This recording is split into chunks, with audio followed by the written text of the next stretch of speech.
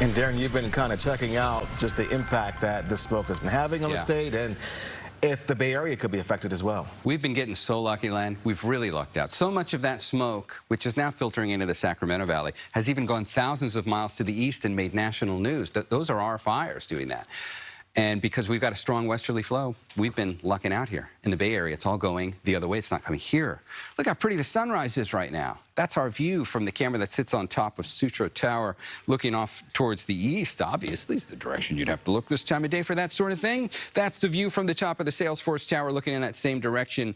And there's the view of a low gray marine layer just hanging out over the city. Temperatures out there range from the low 50s in Santa Rosa to the mid 60s in Livermore. I just want to show you that future cast on the smoke, because it's something we're going to watch very closely now that we're getting into that time of year where Sacramento's already been told to take precautions outside. Thankfully, we haven't yet. And if you look at where that plume of smoke is, you see how the onshore flow really does help clear things out for us in a good way. It's that time of year where that's the flow that dominates. When we get into late summer and, more importantly, in the fall, September, October, and if we haven't gotten significant rains by November, we're still very much going to be in fire season well into November.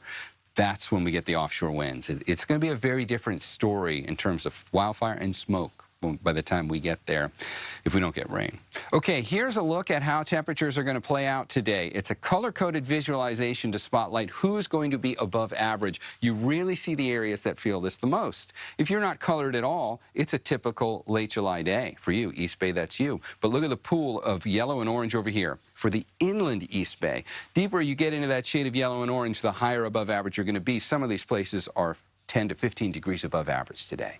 Concord, you're going to go to 97 for the daytime high. We'll hit 98 for the daytime high in Livermore. But you get over into the city with that onshore flow, we're only going to the low 60s out along the coast. So if 88 would be an average daytime high today for those inland East Bay locations, 97's well above it.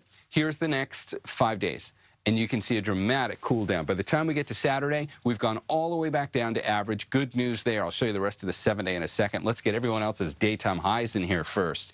We'll be in the mid to upper 80s in the South Bay today. Palo Alto 86, Fremont goes to 84.